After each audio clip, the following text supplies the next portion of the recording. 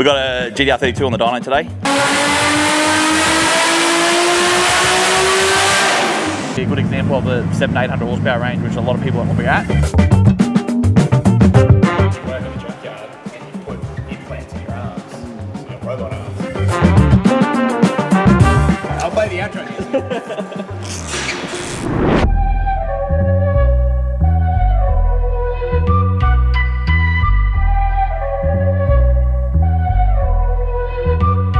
Alright, we're back. Another tuning video. It's very cold, very fresh, very fresh. We got a GT-R32 on the dyno today. Customer's just rebuilt it himself. Shoot for around 750-800 horsepower is what the customer wants. It's got an OS sequential, it's pretty cool. Plenty of cool parts in it. So he's got some aspirations for this car to be a pretty savage roll racing car eventually, but just wants to get the feel for it. He's never really driven a car like this before, so starting at 750-800 horsepower is probably a really good starting point.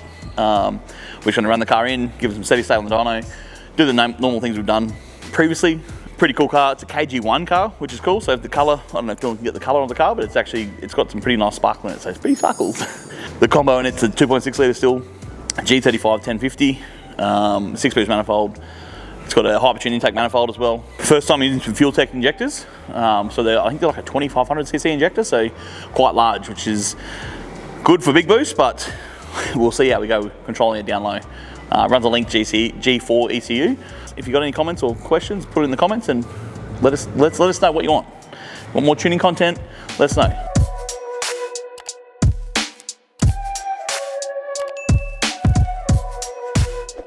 So pretty much what I'm doing now is just going through the crank enrichment tables and just all the post-start stuff, just to try and get this thing warmed up. As you can see on the screen, it's 11 degrees today, so awesome tuning weather and good for doing cold starts and stuff like that. So pretty much what we're looking for in the fuel table is just percentages, going over what we think the car needs, what it needs to start, all that type of thing. So just setting all our bloods and crips up, right? Just setting all our parameters and what it actually needs. He was talking to Dylan. I thought he was talking to me. I've just set the limiter at 8800 RPM. We'll sort of see where the power sort of wants to go from there.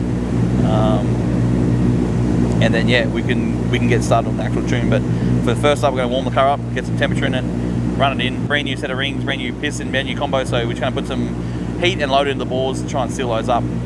Get a nice seal on the ring. We probably put 2-3 pounds of boost in it, 4 pounds of boost, and probably around that 3,000-4,000 RPM just to try and heat everything up.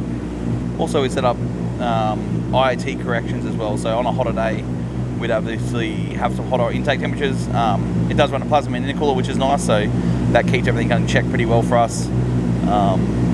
But yeah, the main thing we're trying to do here is just make sure it's a safe tune-up and the customer can enjoy his car.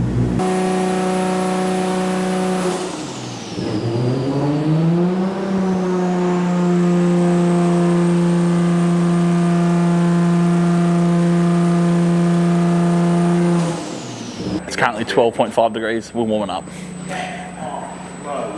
We are just testing the Mac valve. Mac valve didn't seem to be working, so Sammy's doing his magic. He's up me because I don't know how to do it, but that's Sam's job. And now he's testing it, and he doesn't want to talk to me. And we're checking the tester as well, making sure the tester system has fluid in it, bled up correctly, all those type of things. We're trying to make that work and be active when we want to be active, based off TPS. So stick around. We've done some running, we've done some boost. We've had 7 to 8 pounds of boost in it, which is nice. I was saying before to Dill, it's nice. It would have been cool to see the catch can. It breathes a little bit, and once the rings seal up, it actually stops breathing. It means it's a good ring seal. So it's actually a nice little, it's a cool process. But yeah, next one we'll do, we'll try and figure out. We'll try and show you that exactly what I mean, because it's actually, people say when the rings are bedded in or when's it work, when's this. It's probably about, I don't know, 10 minutes or 5 to 10 minutes on the dyno maybe, but just put some pressure on the rings, make them heat up, puts a bit of boost in there, seals the ring, so it's pretty cool when the catch can just breathe and then all of a sudden it stops. Turbo sounds good, everything sounds good. It's like I said, brand new car, brand new engine, so little teething issues which you'd probably expect. The boys are 90% ready for a tune, which is good, and we just do the last 10% and get some numbers out of it. Flex fuel as well, so petrol and ethanol. We don't condone that. We just want ethanol only. But he had a point. He wants to drive it and cruise it, and if he's stuck somewhere, he can chuck 98 and get home. So.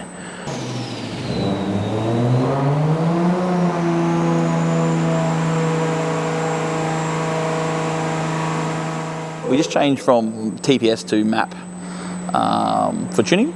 Most of our cars are done over map versus TPS. Some guys like TPS, that's just the way I guess we do it.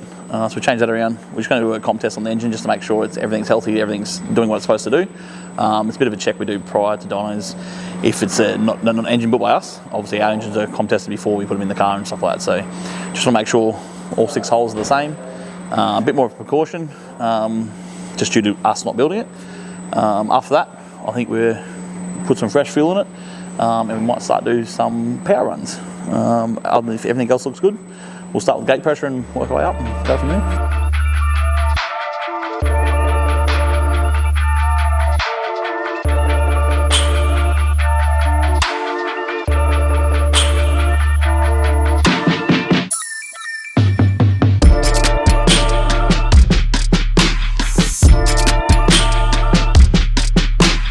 This is the petrol tune, so we just drain the tank out of ethanol. So we're just letting the petrol get through the system. On flex fuel, we start with the petrol tune first before we do ethanol. We run the car in on ethanol, just we like that better rather than petrol. So now just getting the car to idle, run nice, sure it's cold start, hot start, all that sort of stuff. Basically repeating the process on setup, just to get that sorted.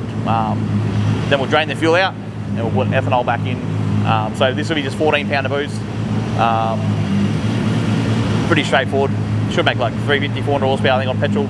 It's more just in case he needs to get home somewhere, more so than actually anything else. So just to make sure the car runs, drives. If he needs fuel somewhere, bang fuel in it, gets home, drain it back out, put ethanol back in. So it's all based off ethanol content, and, you know, we sort of shoot for 80% or better ethanol, so that full power is. So.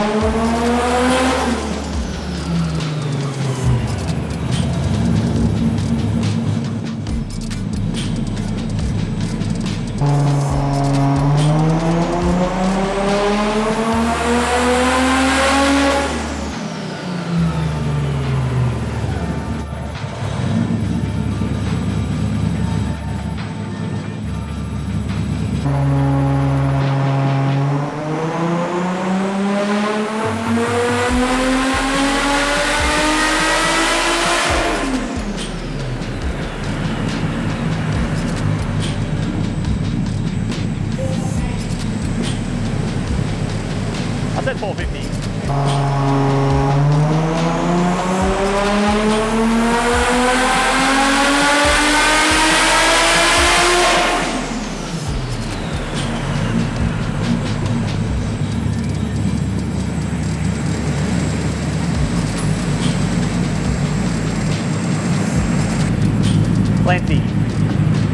Plenty. That's plenty, yeah? Yeah. That pretty much concludes the petrol tune-up. 474 horsepower. I just tightened the fuel map up a little bit more, but yeah, nothing crazy on that. 14 pound of boost. I think it sort of creeped out to about 16 pound. Obviously, it's a bigger turbo for 14 pound, so that's why it's just creeping a little bit. But yeah, other than that, everything seems pretty good. Everything seems to ramp out right nicely. That was only the 200 RPM, so ethanol will take it a fair bit further, and it still wants to make power, but I just sort of cap it at that. I think any more than that, I don't think we really need to go to. Just on the basis that this car probably will sit around on ethanol most of the time. It's just more so the fact that if he gets stuck somewhere, we can chuck it in there. But yeah, other than that, injector duty cycle. These are huge injectors for petrol, so it's doesn't idle the best, but it's a little bit of transient stuff I'll try and work on the street. But other than that, I don't think it's too bad. This is probably a good example of the 700-800 horsepower range, which a lot of people are probably at, and it will show it's a good car to do flex, do petrol and ethanol on. So probably a great example realistically probably like one of the more common street cars, I guess you could say, for a GT-R. So sounds good, looks good, sequential 35 1050, which is like a 68mm, 2.6 litre still, which is nice, just rods and pistons, and yeah, 474 on petrol on gate pressure. So I think it crept out, like I said, 16 pound, but other than that, all done. And we'll go to ethanol now. We'll drain the tank and get going.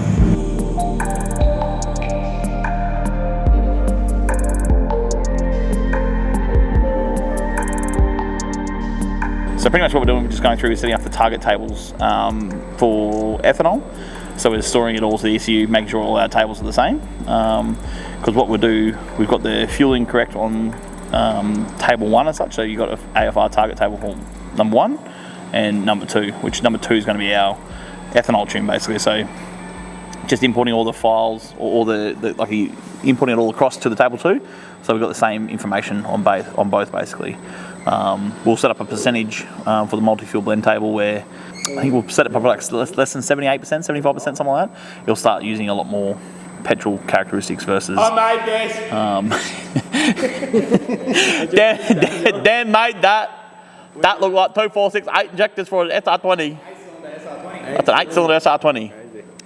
Back to what we were saying. Yeah. So yeah, just setting all that up at the moment, just making sure everything... my information is correct in there. Obviously with ECUs these days, there's a lot to do with the input of the user. So if there's something wrong, it's probably my fault. But anyway, we'll get that set up and we'll get back to you in 5 minutes after we've done that. Hopefully it's 5 minutes. We don't know if it's 5 minutes or 10 minutes or 20 minutes, but hopefully 5 minutes.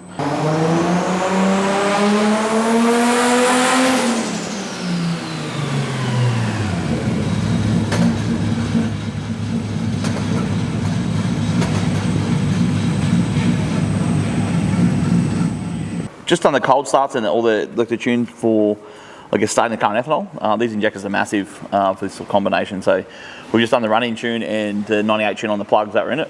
We're just going to put some new plugs in it now and then start the ethanol tune. Also, get into the ethanol tune. We already started it. And yeah, do some power runs.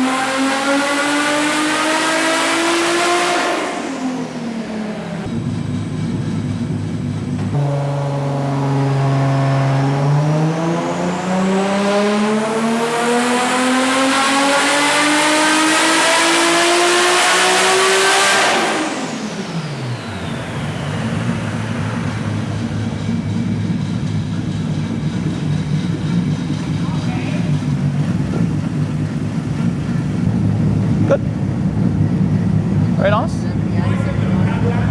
Noisy. 600 horsepower. It's no duty cycle on the gate yet, so pretty much what they're meaning is just the wastegate's or the boost is creeping. So that's probably about 18 pound, I'd say. But just getting the fueling right, it looks pretty good. It's rowdy. The power's just about to start turning over, so I think we'll add some duty cycle to it and try and put some boost in it, and I think it will be pretty spicy. So yeah, I think it's 19 pound at 18, 19? 18, 19? 20 pound, 19. Yeah, just maybe touch 20 pounds. So it's just that boost creep, which we're not really phased about just yet, the sort of wastegate pressure. So once we put the sort of duty cycle on and use the wastegate how it's supposed to be used, I think we're right. Looks pretty good.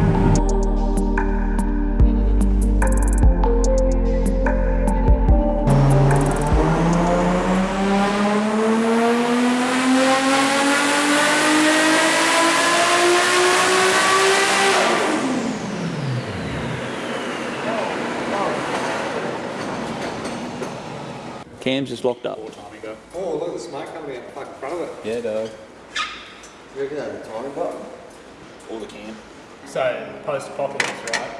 And you work in a junkyard and you put implants in your arms. So you got robot arms, and you just fucking whip out little sockets and ratchets from your fingers.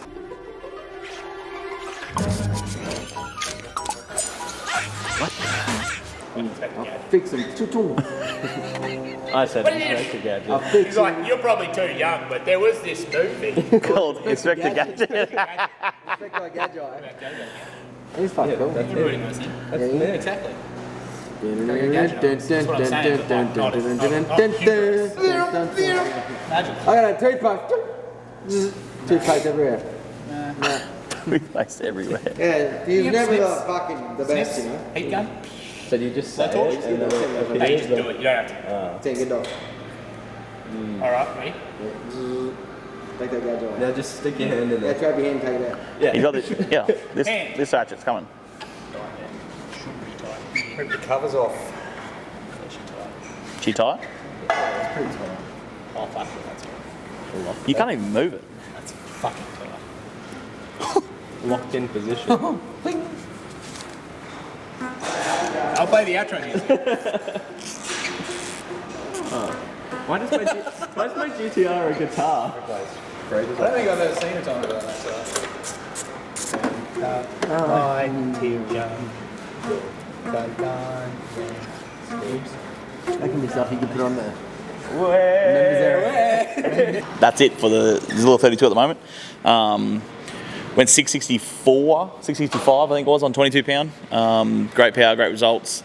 It just shut off at the end of that run. And we've had another car like a fair while ago now, but we saw a little smoke from the front of the cam cover. Not ideal, so obviously we just had a quick inspection. As you can probably see and you can hear, the belt's quite tight. It's tight in the belt, or the belt tension is way too much. So pretty much what we think's happened is it's pulled the cam gear down basically, which is pulling pressure onto the cam cap, on the cam shaft, which then heats up, starts grabbing. And if you have a look in here, Dill, you can see the number one cam journal is sort of toast. So I don't think it's too bad just yet.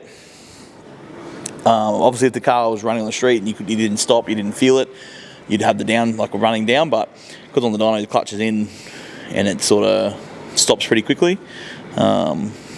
Maybe a cap and a hone potentially, but I guess the machine shop will check that out. So yeah, I think being over-taut. I think the belt being too tight. The intake camshaft, so that's what that's what it should look like, and that's what it looks like. So it's not the end of the world just yet. I think if that was running on the street, like I said, if it didn't shut off itself, and it kept running, it would have just obviously eventually got super hot, pretty much seized the camshaft. So I don't think there's seized in there. That's the main thing. But spoke to the customer. He'll get it fixed and he'll be back, I'm sure. But not a great way to end that. I thought everything was looking good. Tuning's nice. Power was nice. Delivery was nice. Everything about it, fuel was good. You want to know about belts? Serpentine belts. Here you go. You take Let's teach you about a belt. So a timing belt in a factory Nissan actually has a spring that goes on the backside of the tensioner, and that is what sets your belt tension. Moral of the story is, you want to come in? Yeah. When you're setting an RB timing belt, specifically to these like teethed belts, it's the same as like a dry sump belt. It's not a serpentine belt. This is a serpentine belt. What's this one? I don't know what you'd call it. Rib belt. No. I guess technically it is a serpentine belt, but it's a toothed. Anyway, it doesn't matter. These type of belts with the teeth, right? So on an RB, you have a tension side, and you have the tensioner side, or you have the driven side. So this side of the belt should always be tight, and there should be no gap. I say tight, taut is the word. There should be no slack. So basically from the crank up over your idler up to here, there should be no or very little movement. So basically if you've got too much movement, it means your timing marks are out. So when this is perfect, it'll still be a little bit looser than this is, because that's just, you shouldn't be able to play a tune. Be a musical instrument. Shouldn't play a tune on your timing belt, right? Understood. This side, the intake side of the engine and of the belt, is your tensioner side. So that's where you actually set the tension. When you're setting the tension on these timing belts, you should actually be able to turn this belt pretty much to, I can't even get my hand in there, pretty much to 90 degrees with like very little effort. Mm-hmm. So like, I don't think I could actually turn that to 90 like 45 as hard as I can, Yeah. right? You should be able to go pretty much to 90 degrees with very little effort, and you're going to think that it's too loose. Every time you do it, you'll think that's way too loose, that's going to jump timing. It doesn't. Blocks get hot, they grow a little bit, everything gets bigger, and then the timing bit, it's a lot worse. There's no billet blocks here. I was about to point at one. It's a lot worse on billet blocks because billet blocks grow way more, so we set our timing belts looser again than you would on a factory engine. But yeah, you should be able to go pretty much to 90 degrees on that belt with like pretty little effort. Or the way that I set them personally, I wish we had an engine. If you should basically, when you're pressing on the belt, it shouldn't feel like a spring. So on this loose, or where the loose side should be, if you're pressing here, it shouldn't feel springy. There should be this tiny little like 3 mil of free play before it like hits a stop, is how it feels, right? It shouldn't feel springy.